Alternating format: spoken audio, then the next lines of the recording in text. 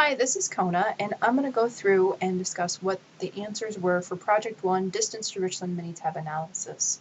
So the first part was providing the data dictionary. So for here, what was important that you included the original variables. So here, estimated miles, estimated time, real miles, real time, how long live, which, just to make sure, it's how long had the student lived in their current location. Then millennial, gender, and political affiliation. Okay, so then you also had some calculated variables, and this is where I think it gave people some problems. Now, you didn't have to have all of these calculated variables, as long as you had either the percent relative difference miles, this should be percent relative difference time, sorry. So I'll do that one right there. Okay, so as long as you either had the percent relative distance, percent relative for miles and time, or just the relative difference in miles, relative distance and time, so basically any one of those two pairs, you were fine. I went ahead and did all of these just so you could see what they were. So the calculated variables that would also be included in your dictionary could have been the difference in miles, and that's just the difference between the estimated miles and the exact miles, so just estimated minus real. Difference time, difference between the estimated and exact time, so estimated time, real time. All right, so now the relative difference miles. That's the relative difference in the number of miles someone estimated and the actual number of miles to Richland. So for this one, what you're doing is you're taking that difference right there, but you're taking the absolute value. And technically, now that I said that, this really should have been absolute value as well. Okay, so there we go. Sorry, we'll reformat that one there. And so technically this one should have been absolute value as well. Okay. What that absolute value means is that it takes whatever that value is and basically makes it positive.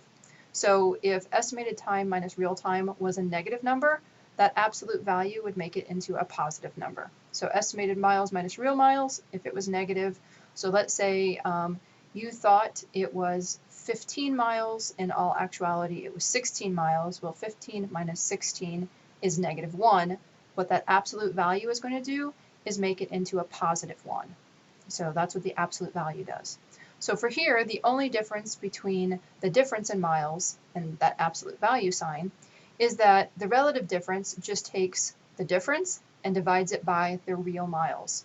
Because what you're doing here is standardizing it. You're trying to get it relative to the actual miles. The reason for this is that we want to know proportionately how big of a difference really was that. And so that's why we're dividing by the real miles. So the only difference between difference in miles and relative difference is that we are dividing by the real miles. So same thing for real time. So then once you add to the percent, so what this is going to do is probably give you a small decimal number, multiply it by 100, and then we will have the percent relative difference. So I didn't specify whether it was the relative difference or the percent difference that I was looking for. I really did want the percent difference, but if you had relative, I wasn't going to count off that one. So either one, relative difference or percent relative difference, but those were the equations for finding those. Okay, so moving along, which variables are numeral and which are categorical?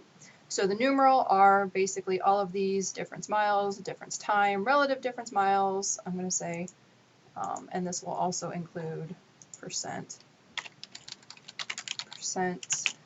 relative difference miles, and do percent relative difference time. Okay, so all of these are numbers. So in case millennial is a number, because you could have gotten a 0, it's an actual number. You could divide it, you could add it, you can subtract it. You can say my millennial number is 10 more than yours. That makes sense. Categorical wise, how long live is a category. Why? Because I didn't ask you the exact number of months. What I did was give you different categories that you could pick from for how long you've lived somewhere. So if I had asked you, give me the exact number of months or years that you've lived somewhere, it would have been a numeric number. But since I gave you categories to pick from, that makes it categorical. Gender was categorical, as well as political affiliation. All right, so now down for the descriptive statistics. Here are, so relative difference miles, percent relative different miles.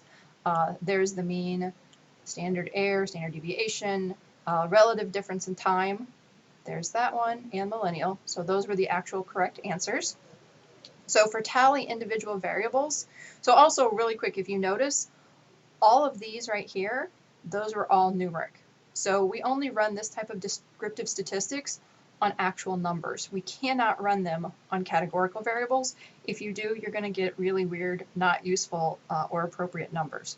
So categorical values, we always tally, so we just get the numbers, and descriptive statistics go with actual real numbers. So I hope that makes sense. So then tally individual variables, we've got how long live, and that's the less than 6 months, 12 to 18, 18 plus 6 to 12, and here's the count and the percent. Then I've got the gender, female, male, other, the counts, the percents, and then political affiliation and the counts and percents. The last part is the 3 analysis of your own choosing, which the answers could vary completely based on what you do. So you're probably wondering though, can we actually see how you did these two right here? And why, yes, you can. So here we are. This is the data right there. And what I'm going to do, now it doesn't matter, you can go up here and start from calculator. You can also just click on it right here and click there. It doesn't really matter one way or the other. Sometimes I find this easier. It still brings up the same calculate thing here. It's 100% up to you. So I can do it that way, or I can just do stat calc, and then I can say I'm going to store this in, let's see, difference miles. So remember, we're taking that absolute value, and we're taking the estimated miles minus the real miles, and click OK. All right, so then we can come over here, and actually, you know what's easier? This sounds bad, but it actually is a lot easier while you're doing this. So there was the difference. Well, let's just go ahead and find the relative difference. So let's just put a set of parentheses around this, divide this, and add the real miles, because you remember that formula right there. So there we go. And then, oh shoot, difference in miles. I hate it when I do this. So this is when even I make a mistake. So I wanted to change that. So I'm going to take that off of there. Okay, so you notice that goes back to difference miles. Then I'm going to call calculator. Make sure you change this. Relative. Okay, now I can divide by real miles. Okay, so there's the relative difference. And then if I go to data, or sorry, calc, and put parentheses around all of this, and multiply it by 100. So multiply by 100 and percent. Okay, so there you go. There's the 3 of those. So then I would just do the same thing. So come back to calc, except this time, and this is where you could technically do that, but it's cheating. So we're not going to cheat. I'm just going to go ahead and get rid of all of this and just do difference time, the absolute value in, estimated time minus real time, and click OK. So there's our difference in time.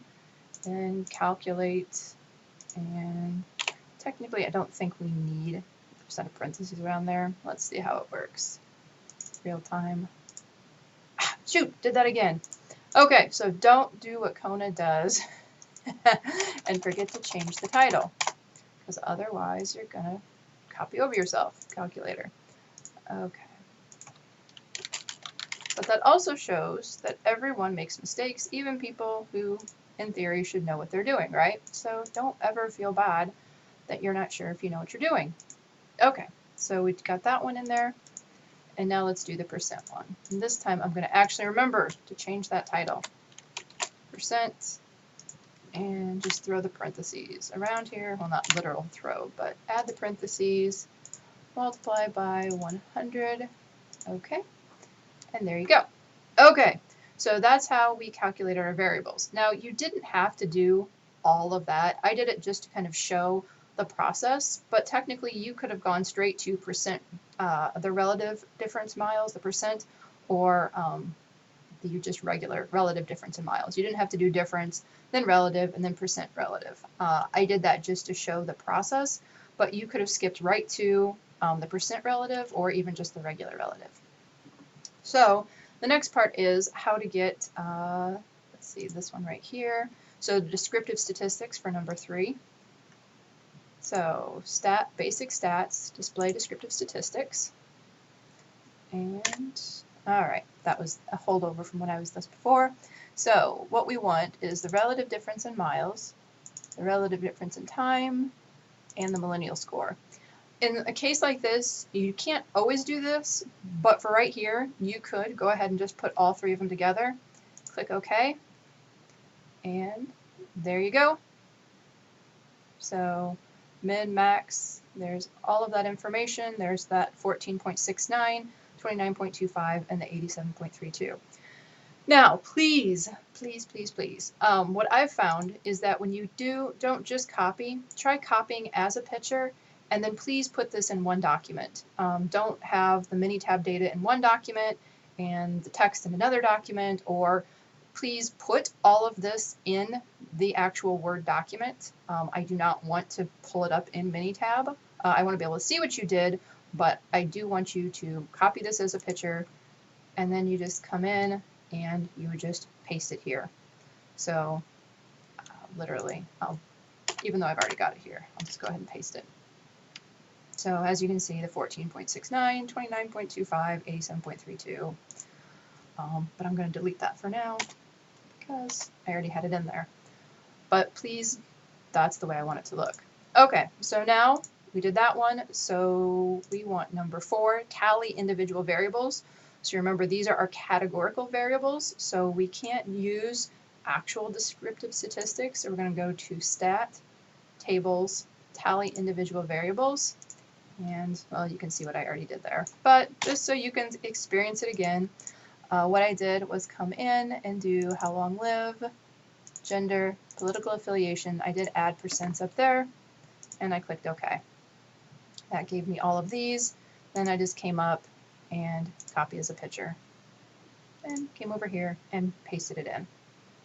So that is how I got all of this. Then I will give you individual feedback for the 3 analysis of your own choosing because the answers will vary. I hope you found this useful.